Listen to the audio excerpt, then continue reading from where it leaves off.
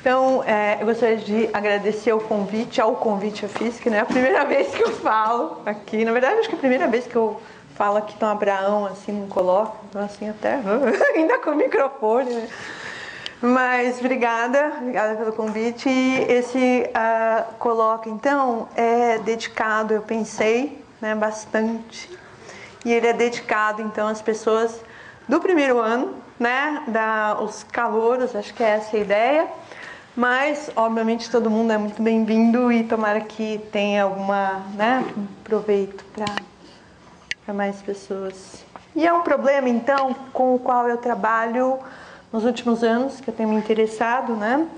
E eu escolhi para falar sobre ele porque ele ilustra, então, um problema que veio da biologia, veio da bioquímica, essencialmente, né? E veio para a física, na verdade, há uns 15 anos atrás, e como um problema de física básica, né? Então, acho que essa a ideia de eu escolher esse tema para falar para vocês. E eu vou falar, então, num problema de física básica, aqui ligada aos motores moleculares e passando, então, pelo demônio de Maxwell. Desculpa, alguém pode não dormir à noite, né? Mas não é assustador, né? Ele é até que bonitinho, até que simpático. Então, para falar de um motor molecular, né? Motores das células ou motores moleculares, eu escolhi primeiro falar sobre um motor um pouco mais familiar, depois pensei familiar para os mais velhos, né? Acho que o pessoal jovem nunca viu essa locomotiva a vapor, ou só talvez num museu, né? Mas é um motor, então, um motor térmico, né? Cuja carcaça está representada aqui, muito bonitinha, e cujo motor, né? Está aqui nesse quadrinho. Ele, então, tem diversos ingredientes. Então, esse motor térmico, né? Ele funciona com auxílio, então, de uma fonte ou de um reservatório de temperatura alta, né? Temperatura aqui está, então, alimentado por uma fonte de energia, um carvão, né? Que é, então, que vaporiza a água, e o vapor d'água, então, consegue mover um pistão que é ligado à engrenagem do motor, nas rodas, etc., e move essa locomotiva. Por quê, Oscar? Esse daqui está melhor. De um ponto de vista, então, isso daqui é a engenharia desse motor, né? Desse motor térmico. Do ponto de vista físico, o motor térmico ou pode ser representado de uma maneira bem mais esquemática, mas que talvez ele ilustre, né, ou mostre, deixe claro alguns ingredientes fundamentais que não estão tão claros aqui. Como, por exemplo, a necessidade, a existência, né, de uma outra fonte ou um outro reservatório de temperatura, né, um reservatório de temperatura, uma temperatura baixa, que aqui, nesse caso do motor térmico, é representado pelo próprio meio ambiente, né? O meio onde se insere, onde anda essa locomotiva. Então, esse motor térmico, ele opera entre dois reservatórios de temperatura, um a temperatura alta, uma a temperatura baixa, né? E ele recebe, então, calor desse reservatório de temperatura alta e que parte dele é transformado, então, em trabalho, e move, né, em trabalho, movimento, e move esse objeto aqui, essa carcaça. Outra parte, né, é necessariamente devolvida ao reservatório de temperatura fria, o reservatório, né, onde a temperatura é mais fria. E a gente pode definir a eficiência desse motor térmico, então, né, como trabalho, então, realizado por ele, que é, então, a diferença dos dois calores, as duas quantidades de calor, dividido pelo calor recebido.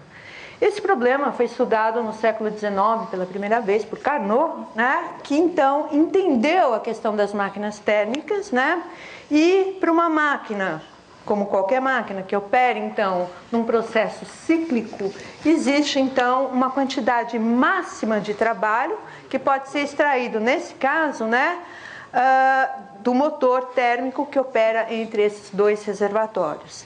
E aí, a eficiência desse motor, ela tem um máximo, né? E que é sempre menor que 1 e que depende, então, pode ser calculado em termos das diferenças de temperatura desses reservatórios. E é lógico que se a temperatura for a mesma, né? Então a eficiência é zero, ok? Esse entendimento desse problema foi feito estritamente, né? Sob o olhar da termodinâmica, dos princípios fundamentais da termodinâmica, que são, então, a primeira lei da termodinâmica e a segunda lei da termodinâmica. E esse é um assunto, né, que o pessoal do primeiro ano provavelmente ainda não viu e vai ver logo em breve no segundo ano, né? E então eu representei aqui um sistema qualquer, né? No caso um sistema térmico, um sistema locomotiva, e o meio onde se insere esse sistema, e essa faixa preta aqui está dizendo que esse meio, esse sistema mais o meio são isolados do resto, né? Do que tem ainda, o que eventualmente possa ter aqui fora. Então a primeira lei diz que a energia total do sistema e mais do meio, né, ela deve ser conservada, reconhecendo então calor como uma forma de energia. E a segunda lei diz que a entropia do sistema mais entropia do meio, né, ou entropia total desse sistema e meio, nunca diminui, né? Entropia, então, vista como uma função dos parâmetros extensivos do problema, energia, número de partículas e volume, ele é uma medida, ou ela é uma medida da desordem do sistema. Então, o que diz a segunda lei é que a desordem do sistema, né, desse sistema aqui isolado, sistema mais o meio, né, o sistema total, eu chamei aqui, ela nunca diminui. Por que eu estou falando isso? Né, a segunda lei da termodinâmica, né, questão bastante fundamental e do curso que vocês vão ver em breve, né, que vocês vão passar por isso e vejam com bastante carinho, pessoal do primeiro ano. Porque essas leis devem ser observadas, né, estritamente observadas quando a gente constrói, né, um modelo ou tenta entender o que seriam, então, os motores moleculares que funcionam a nível celular. Então, o que são os motores moleculares? Será que a gente poderia pensar assim, né, uma miniaturização de uma máquina térmica, né? Olhar, então, uma máquina térmica pequenininha a nível celular? Não é assim. Infelizmente, ou felizmente, né? Porque é um trabalho ou um assunto muito legal. O motor não é assim. Um motor molecular, né? Eu estou olhando aqui uma figura que que foi publicada aqui nessa revista há não muito tempo atrás, né? Que apresenta de maneira bastante esquemática as 3 famílias principais dos motores, conhecidos motores moleculares. São proteínas, né? Cada uma delas uma proteína. Eles não são tão bonitinhos que nem aquelas locomotivas, né? São proteínas simétricas, elas têm 2 cabeças, pode ter motores de uma cabeça, de 2 cabeças, um corpo aqui, né? E elas têm uma certa simetria na configuração geométrica delas, né?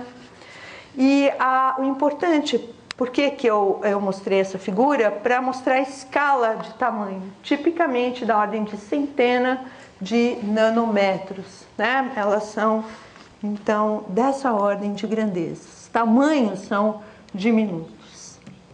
Onde que elas operam, essas proteínas, né? Elas operam dentro da célula, né? E elas se movimentam ao longo do chamado citoesqueleto, ou desses microtúbulos dentro da célula que formam o citoesqueleto. E elas operam levando nutrientes ou transportam, né, material molecular de dentro para fora e de fora para dentro, na hora certa, absolutamente eficientes, né? E num movimento unidirecional definido, né? Unidirecional ao longo disso daqui e num sentido bem definido, tá? Então, são motores, né? Eles realizam trabalho, eles levam nutrientes para a célula e retiram material da célula. Então, o problema que chamou a atenção, então aqui tem algumas características, né, das velocidades típicas. Não tem velocidade típica, né? Só varia de 2 ordens de grandeza, né, as velocidades que podem atingir esses sistemas. E o que chamou a atenção, então, para os físicos, né, aos físicos desse problema, foi tentar explicar esse movimento unidirecional num ambiente altamente viscoso, altamente populado, cujas partículas que envolvem, né, esses motores são da ordem de grandeza e tamanho, né, são dos tamanhos da própria proteína. E o outro ponto, né, fundamental é que não são motores térmicos. Eu não posso esperar, né, explicar o movimento, explicar a realização de trabalho nesse sistema contando com 2 reservatórios de temperatura. Temperatura é a temperatura do nosso corpo fixa, né, de maneira que a temperatura num sistema biológico não é um parâmetro muito bom para a gente variar ou não, ela é fixa, né, 37 graus Celsius no nosso sistema aproximadamente. Então tem o outro reservatório aqui. Eu não espero grandes gradientes de temperatura, né, num sistema tão pequenininho assim. Então, como é que a gente poderia ver um motor molecular desse jeito? Vamos ver se dá certo aqui. Opa. Uau!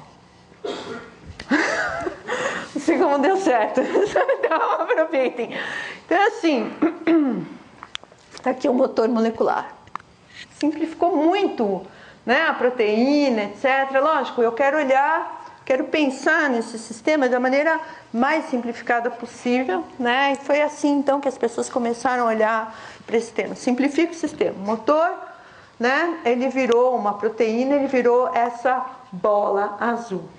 E o que eu quis falar, né, a respeito de um meio altamente populado é exatamente isso. Ele sofre colisões com as partículas que são da mesma ordem, né, menores, etc., e que levam, e que a gente poderia pensar, levariam o motor a assumir um movimento aleatório, né, chamado movimento browniano. Então, aqui do lado, a gente está representando, ou está sendo representado, o caminho percorrido, então, por esse motor molecular. Ele está aparecendo aqui, sumindo aqui, porque esse sistema tem chamadas condições periódicas de contorno, né, para poder mostrar isso. Mas é um só que está sendo representado nesse sistema.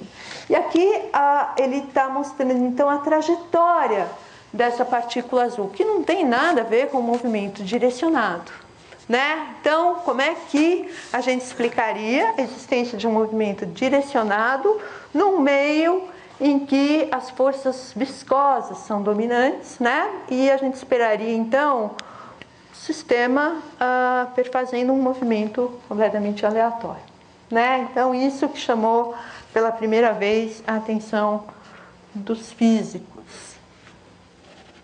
E que é isso que eu pretendo entender, esse ponto que eu pretendo entender com vocês, né? Mostrar como é que isso foi resolvido ou foi dada uma solução a esse problema, que é explicar o movimento direcionado das partículas nesse meio, né? Então, como seria possível fazer isso? Então, eu vou voltar um pouquinho, né? Vou dar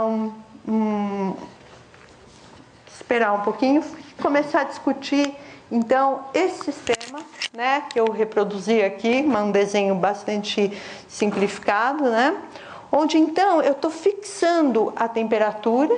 Esse sistema é constituído de partículas no meio e mais os motores moleculares. Aqui tem vários que eu estou representando. Então eu vou começar a discutir algumas características desse sistema e depois eu vou retornar à questão do movimento direcionado dessas partículas azuis.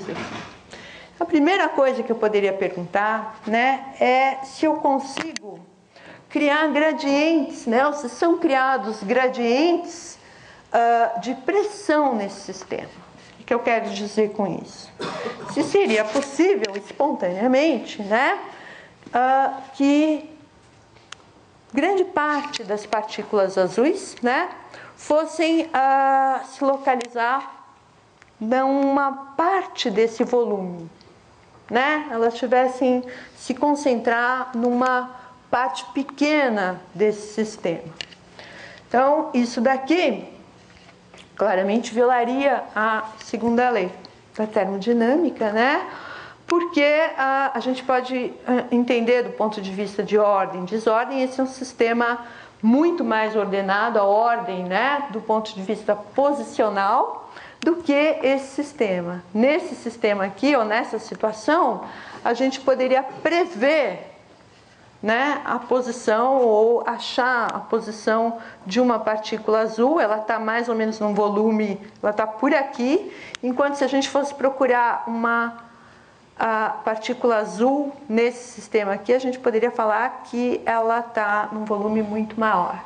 Tá ok? Então, desse ponto de vista, né, esse é um sistema mais ordenado do que essa situação não ocorreria, né, espontaneamente. E aí? Bom, então eu quero sofisticar esse problema, quero sofisticar esse sistema e posso pensar no seguinte: eu posso pensar numa porta-catraca. Esse nome fui eu que dei, né? Essa porta-catraca aqui. E na verdade a sofisticação desse sistema, né, dessa maneira, não exatamente com essa porta, né, foi feita por Smoluchowski em 1912 e foi revista ou revivida, né, no livro do Feynman, um livro de física básica, onde ele ilustra, exatamente no capítulo de termodinâmica, onde ele ilustra o significado da segunda lei, o significado estatístico da segunda lei da termodinâmica. Ele usa um sistema um pouquinho mais complicado, é um sistema de catraca, um sistema mais complicado que essa portinha única aqui, e eu resolvi simplificar com uma portinha única para fazer a ligação mais rápida com a questão dos motores moleculares. Então, olha bem, eu estou sofisticando aquele sistema e o objetivo é criar gradientes de pressão. Por que gradientes, né? Ou por que gradientes, ou por que concentrar as partículas azuis de um lado só? Vai ficar claro um pouquinho depois. Já. Então, a ideia é construir aqui uma catraca, né? E essa catraca, essa porta, ela é construída, tá vendo? Tem um dentinho aqui. Então, ela só pode abrir para a direita, tá ok? Ela só abre para a direita. E a construção nossa aqui é que ela abre para a direita se houver colisão. Uma primeira entendimento disso, se houver colisão com uma partícula azul. A partícula azul transfere momento para essa porta abre. Tá legal? E ela só abre, então, por causa desse dentinho, por causa da assimetria desse sistema, ela só vai abrir para a direita. Beleza. E aí ela vai fechar, porque ela tem uma mola aqui amortecida. E aí essa porta fecha.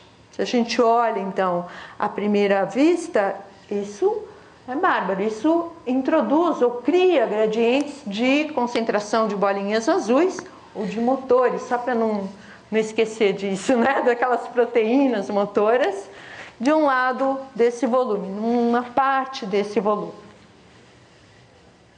Né? Princípio, tudo certo. Isso daqui viola a segunda lei. Então, a gente tem que entender, e a gente vai entender já, por que esse sistema não funciona assim. Aparentemente, ele engana bem, né? Uma outra possibilidade, então, é pensar, né, num cara super inteligente aqui, que pode tudo. Ele pode fazer isso. Ele pode violar a segunda lei, tá legal? Ele pode criar gradientes, porque ele controla a abertura da porta. Não preciso de mola, não preciso absolutamente nada. Ele é o demônio de Maxwell, tá bom? Ele não foi, quando concebido, chamado de demônio de Maxwell, porque ele foi concebido pelo Maxwell, né? Ele foi chamado de demônio de Maxwell depois, por outros pesquisadores. Então, para não ficar com medo, ele é bem bonitinho. Aqui ele está vermelho, porque ele pode ficar aqui em cima, não se queima, porque ele é demônio, né? Ele fica aqui rindo. E ele escolhe, então, a hora de abrir e fechar essa porta, tá legal? Ele controla a abertura dessa porta e cria, e olha, então, uma partícula vindo daqui e pronto, aí ele abre a porta. E quando a partícula passa, ela fecha a porta rapidamente, né? E com isso ele criou gradientes de bolinhas pretas, gradientes de pressão aqui nesse sistema. Muito bem. É possível isso daqui? Isso viola a segunda lei? Aparentemente sim. Vamos ver, no entanto, o que acontece com a questão do demônio, né? O demônio, ele pode fazer isso. Ele pode fazer isso. Mas para fazer isso, ele precisa se informar, né, de que lado que está a partícula e de que lado ele tem que abrir a porta. E quando a partícula passou para cá, ele tem que se informar, né, que a partícula passou e aí ele fecha a porta. Tá legal? Esse problema, então, foi analisado por Szilard e por Brillouin, alguns anos depois, né? A famosa máquina de Szilard foi apresentada para vocês no colóquio do professor Salinas, convite à física, né? Ele discutiu um pouquinho a máquina de Szilard exatamente aqui. E, como entendido por esses dois pesquisadores, né?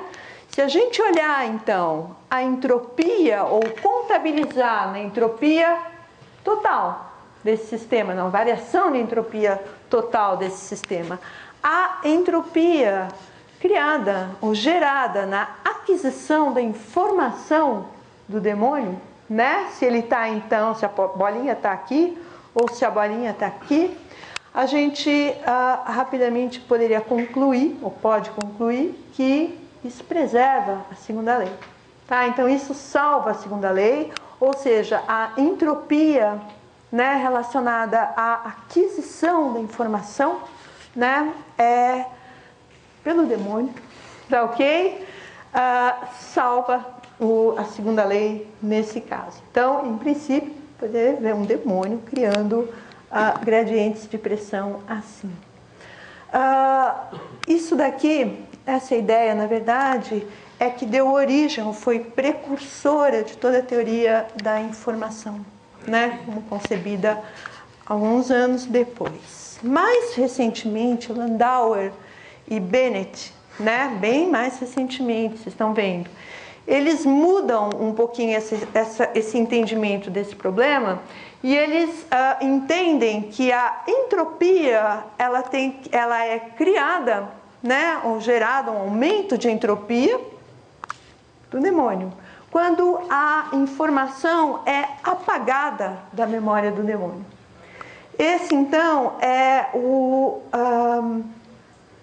essa ideia, né, então, é precursora também da teoria da informação ligada à computação quântica, né, mais recentemente. Então, veio daqui, veio desse cara, do entendimento desse cara, né? Então, são os trabalhos do Bennett, se vocês tiverem a oportunidade de ler, são muito, muito incríveis, muito bonitos. Eu acho que vale a pena. Sobre teoria de informação, sobre computação, né, e teoria de informação. De qualquer jeito, eu vou deixar uma... Vocês estão vendo aí embaixo? Está bem embaixo, né? O pessoal aqui... Né? Uma referência com vocês, né? Que é essa referência da Nature de 2007, bastante recente, onde esses autores, né? Viviane, alguma coisa e mais um grupo enorme, experimental, né? Conseguem, então, criar uma máquina molecular, motor molecular, com base em informação, onde o demônio foi convenientemente substituído por um aparato óptico, que talvez o Paulo consiga explicar para a gente. Eu não tenho muita capacidade de entender aquele experimento, né? O resultado sim, mas o aparato experimental não. E a mola? Será que ela funciona? Bom, a gente tinha a opção da mola, né? Lá, de criar os gradientes de pressão. A mola não funciona. A mola, né? Com a mola, com essa portinha aqui e associada a essa assimetria do sistema, né? O que acontece? Inicialmente ela funciona. Inicialmente funciona, começa a criar gradientes de bolas azuis aqui desse lado, né? Gradientes de pressão nesse sistema. Inicialmente ela funciona, ok, ótimo. Rapidamente a mola se aquece. A mola se aquece, a mola é uma mola amortecida, ela deve ser, porque ela tem que fechar, né? Senão ela fica lá, ela se aquece e ela eventualmente, né? Por uma colisão pequena com essas partículas vermelhinhas do meio, que determinam, que fixam a temperatura do meio, ela se abre, né? Mesmo sem que necessariamente uma bola azul colida com ela se abre espontaneamente. E aí, nessa hora, podem passar bolas azuis para a esquerda e bolas azuis para a direita. Tá legal? O problema é o seguinte, com a mesma chance, né?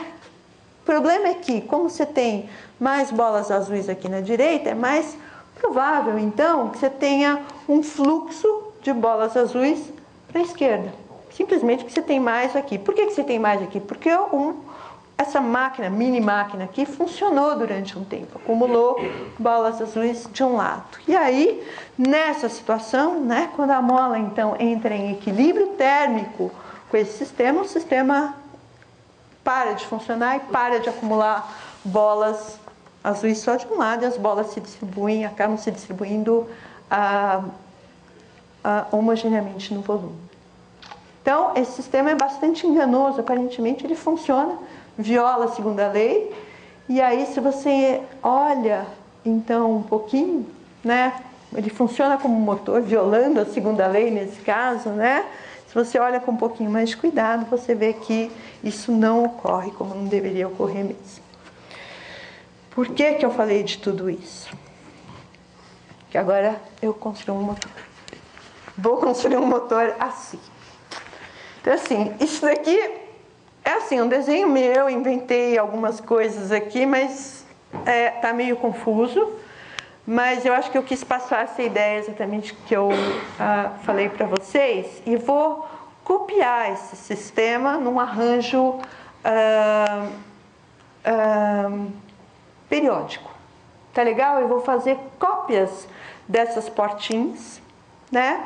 Fazer cópias dessas portinhas e vou pensar, puxa vida, que eu gostaria imensamente de ir acumulando essas bolas para um lado, né? Esses motores aqui num lado, nesse meio altamente viscoso. Se eu tivesse essas portinhas, se elas funcionassem durante um certo tempo. Por que eu gostaria de fazer isso? Porque esse sistema poderia funcionar como um motor. Como? Então, o que tem aqui? Um êmbolo, um pistão móvel, tá? E esse motor aqui foi concebido, ainda bem que não tem nem engenheiro por aqui, né? Porque certamente ele ia colocar zilhões de problemas nessa história, mas ele passa por essas portas aqui, né? A porta é grande o suficiente que o êmbolo passa lá no meio, né? Que senão ia ficar emperrado, não fica. E ele Então, assim, por definição, ele não fica emperrado, ele vai passar. E aí, ele tá ligado, aqui é um fiozinho, que tem uma guia, esse fiozinho tem uns buraquinhos aqui em cada uma dessas portas, que pode direcionar, né? Tem aqui alguma coisa que faz um preguinho móvel, uma arruela, alguma coisa, que deixa então esse fiozinho se movimentar, se puxado pelo êmbolo. Então imagina, né, que as colisões ocorram, né, com a portinha e que o êmbolo está na frente. Então, se o êmbolo, ou se as bolinhas azuis, né, colidirem com o êmbolo, ele vai conseguir, ou elas vão conseguir fazer com que o êmbolo empurre as portinhas, e isso, em princípio, né, faria com que esse nosso sistema funcionasse como um motor, realizando trabalho sobre uma molécula aqui, né? O Feynman coloca uma pulga aqui. A gente não precisa, uma pulga é muito pesada, a gente quer uma molécula, né? A gente quer levar nutrientes para a célula, e esses nutrientes, eles têm tamanho típico, né? Uma molécula, os próprios motores. Então, isso realiza trabalho, nesse caso, e eu tenho, então, uma máquina molecular, né? Se tudo isso funcionasse. Então, aqui as molinhas, elas já estão vermelhas, se vocês repararam, porque isso já está mostrando que elas já aqueceram, já entraram em equilíbrio com o sistema. Esse sistema, na verdade, né, isso daqui é uma ilusão. Vocês não estão vendo que isso aconteceu. Não aconteceu.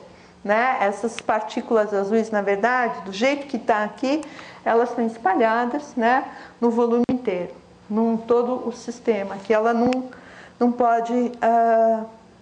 isso não é uma situação provável, tá? Então, esse motor não funciona assim.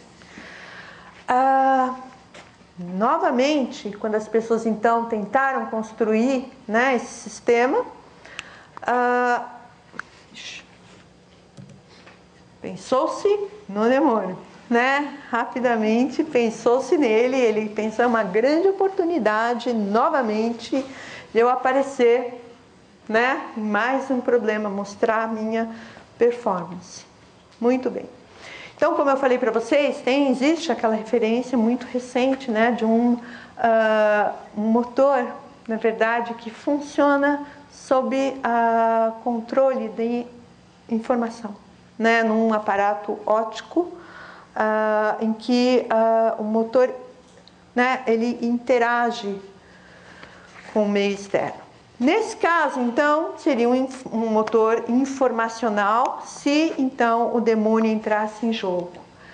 Mas o que se viu, né, na célula, o que se entendeu, né, muitos anos depois, um estudo sofisticadíssimo, né, ao longo dos muitos anos que as pessoas têm se interessado por esse problema em biofísica, que o motor, na verdade, é um motor químico, né? Então, eu não tenho duas fontes de temperatura, não tem jeito, e o que eu tenho, ou tem disponível na célula, né, são moléculas de ATP, que são hidrolisadas, né, por moléculas de ADP. E essa reação de hidrólise foi entendida ser controlada pelos próprios motores, né? Por aquelas proteínas que funcionariam, nesse caso, como enzimas e que catalisam, comandam, na verdade, a hidrólise do ATP na célula. O que faz o ATP na célula? Então, vamos pensar naquele mesmo sistema das portinhas assimétricas, né? Onde a assimetria, ela está aqui para distinguir, então, o que é o lado esquerdo, o que é o lado direito, né? Para onde vai, ou qual sentido que a gente gostaria de favorecer essa reação química. Então, essa reação é uma reação que ocorre, ou pode ocorrer, nos dois sentidos, né? Então, naquele nosso modelo do motor molecular, e é assim que é entendido, na verdade, na célula não são bem portinhas, a gente vai mostrar, né, vai dar uma ideia do que é rapidamente, próxima transparência, mas a condição aqui sobre a abertura dessa porta, isso é fundamental, né? Ela é mais sofisticada do que simplesmente uma colisão, né, da bolinha azul. O motor molecular, um modelo, né, para ele é concebido dessa forma. Se a abertura da portinha aqui, ela é condicionada à ligação do motor a uma molécula de ATP. Se ela for ligada a uma molécula de ADP, eu estou representando aqui por essa... Não sei se vocês estão entendendo esse meu desenho. O ATP aqui é em verde claro, né? E ela então está ligada ao motor molecular, à proteína aqui. E nesse caso, ADP está ligado à proteína, né? E a condição sobre a abertura da porta é só a ligação com ATP. Então, se ela estiver ligada a ATP e colidir com a portinha, ela é capaz de abrir. Se não, não. Tá? Se não, não. Não, ela não abre. Então, o que significa isso, né, em termos da física do problema? É que a gente introduz um tempo, uma escala de tempo no problema adicional. Existe uma escala de tempo, então, ligada ao movimento aleatório, né, dessas partículas, colidindo com aquelas vermelhinhas que a gente viu no movimento, né, no movimento browniano, e uma escala outra de tempo, né, que está relacionada com o controle da abertura da porta. Então, na verdade, essa reação aqui, que é catalisada pelo motor, ela controla a abertura da porta, o tempo de abertura e o tempo de fechamento dessa porta. Isso, né, é um ponto que eu não estou explicando aqui, só estou afirmando, né, sem explicar o que acontece. Então, o que acontece aqui é o seguinte, a gente pode pensar, bom, a gente quer que isso ocorra, que ela se ligue a ATP, tá vendo? Se ela estiver ligada a ADP, ela não abre a porta, ok? Acontece que essa reação, ela ocorre num sentido e ocorre no outro, e a dependência de ocorrer num sentido ou do outro é na densidade relativa dessas duas espécies, ATP e ADP presentes na célula. Se tiver mais ATP, como eu estou representando aqui, está representando, isso é um histograma da densidade, né, das duas espécies. Então, aqui está numa situação ideal, em que você tem mais ATP, né, e menos ADP presentes na célula, dentro. Então, a probabilidade, né, delas ter uma ligação com ATP é maior do que com ADP, e, portanto, as portinhas abrem, né, no sentido, e o motor funciona, poderia funcionar. Só que, se a gente pensar que a cada molécula de ATP, quando hidrolisada, gera uma molécula de ADP, a gente pode pensar que essa quantidade aqui começa a aumentar à medida em que o motor começa a operar, e isso inviabilizaria, então, essa ideia, né, da abertura num sentido, né, ou abertura direcionada e do movimento direcionado, porque aí eu teria igual chance de se ligar com ATP e ADP, e isso então inviabilizaria essa, né, ligação majoritária com essa espécie aqui. Então, o que acontece na célula é que essas quantidades de ADP e ATP, ou a quantidade relativa, elas são mantidas fora desse equilíbrio, elas não deixam, né, a célula não deixa acumular uma quantidade muito grande de ADP. Ela retira da célula e mantém esse sistema aberto, então, a troca dessas partículas aqui, altamente fora do equilíbrio termodinâmico, né? Então, esse é um sistema estritamente fora do equilíbrio, e ele é mantido, então, dessa forma, por um outro mecanismo. Então, as quantidades de ADP e ATP, né, dentro das células são mantidas dessa forma. E assim funcionam os motores. É assim que é entendido esse sistema. Então, na célula a gente não tem portinha. uma maneira de estimar então a produção de entropia ao longo do tempo nesse sistema, né?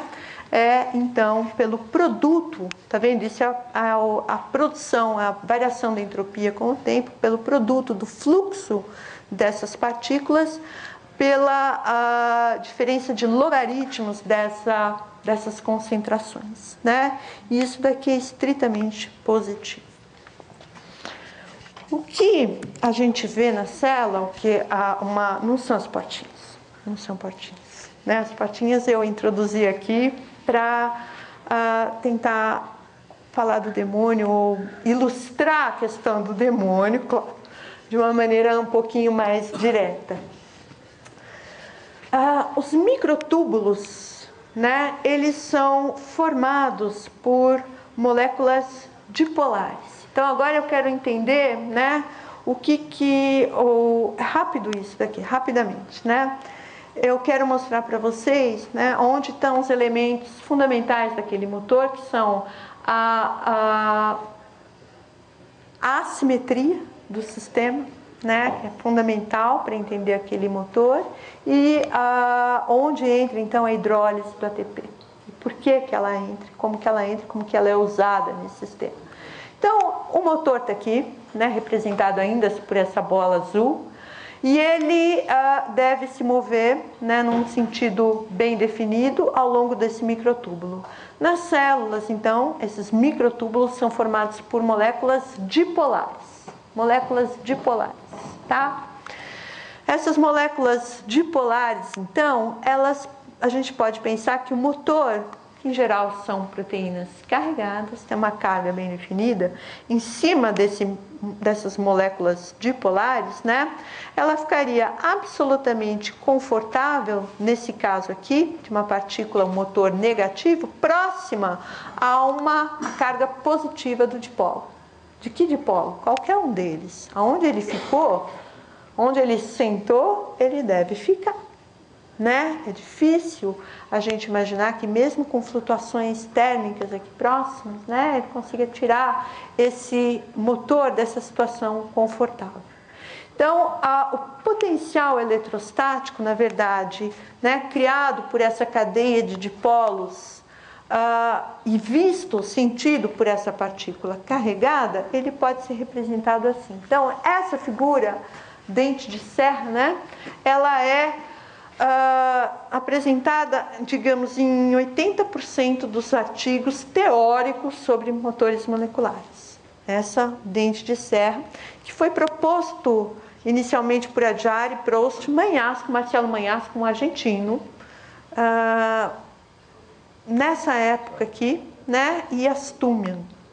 E é de quando data os primeiros modelos para motores moleculares. Então, esse potencial dente de serra assimétrico, tá vendo? Ele aparece é concebido, né? Quando a gente pensa então numa partícula, essa partícula carregada num microtúbulo dipolar.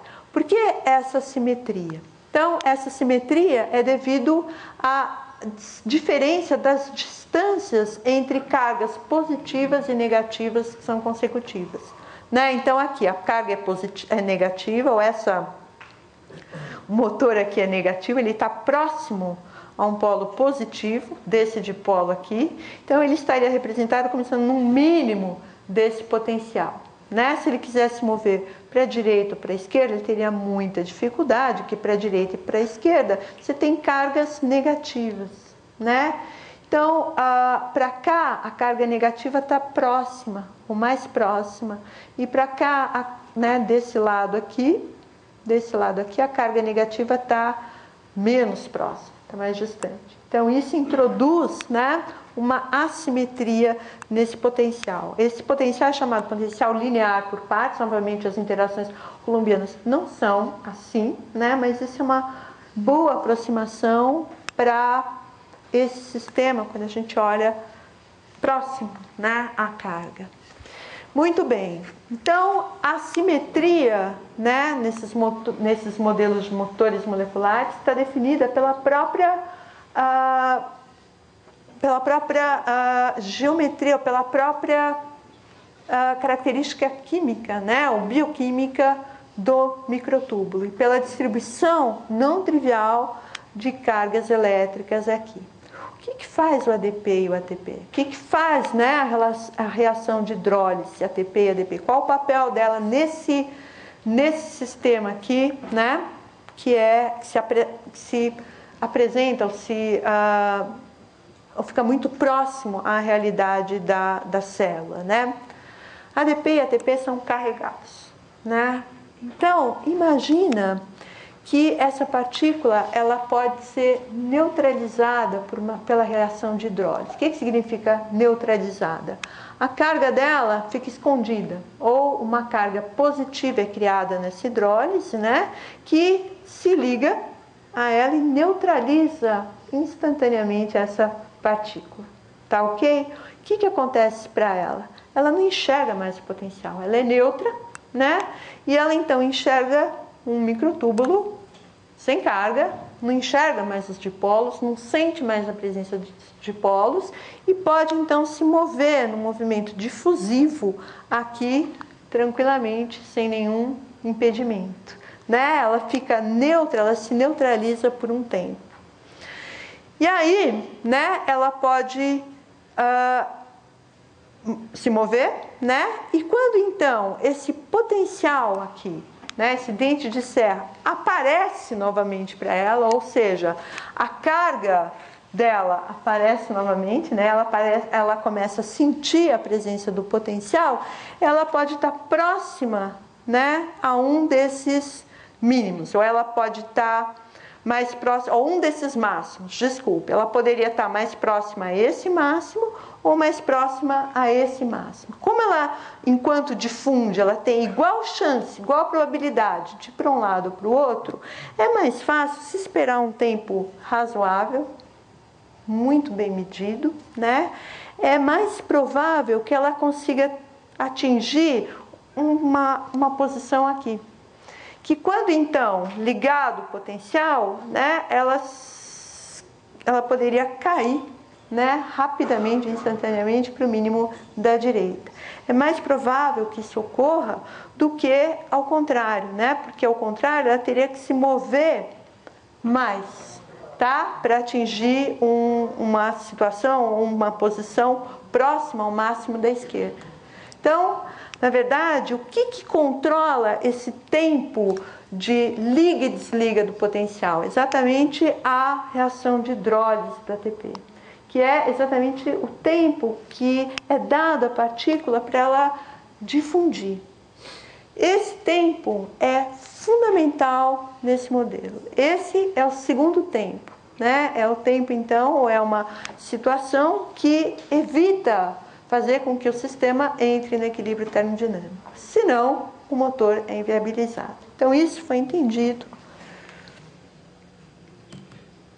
bastante bem, né? Mas levou muito tempo para entender tudo isso. Muito bem, então acho que eu queria deixar para vocês, né, alguns problemas atuais. Não são, na verdade, o que eu conheço alguma coisa que eu tenho visto, né, nos últimos anos. Um deles é o chamado movimento bidirecional da carga, né, ou dos nutrientes carregados por esses motores moleculares que se movem preferencialmente num sentido, né? Seria talvez um outro seminário.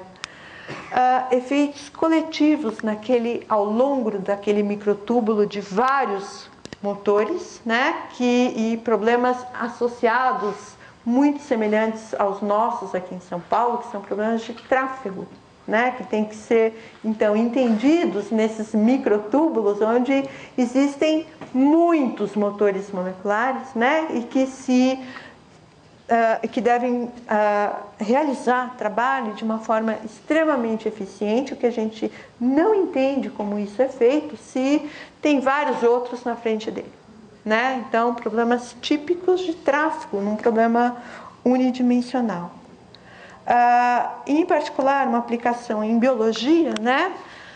E por que as pessoas se interessam muito por isso? Além das aplicações tecnológicas, né, é entender, por exemplo, o transporte de objetos indesejados, né, que fazem uso do aparato de transporte existente, dos motores moleculares, para penetrar na célula. Lógico, se você impede que os sistemas de transporte naturais funcionem, né, a célula morre. Você não deixa o vírus entrar, mas a pessoa morre também. Então não adianta nada. Então teria que entender, então, uma maneira de evitar os indesejados, mantendo o metabolismo da célula. De qualquer forma, esses problemas têm como dado que a questão da segunda lei, né, ou relacionada ao demônio de Maxwell, já foi entendida, né? E então olhar esses problemas agora, né,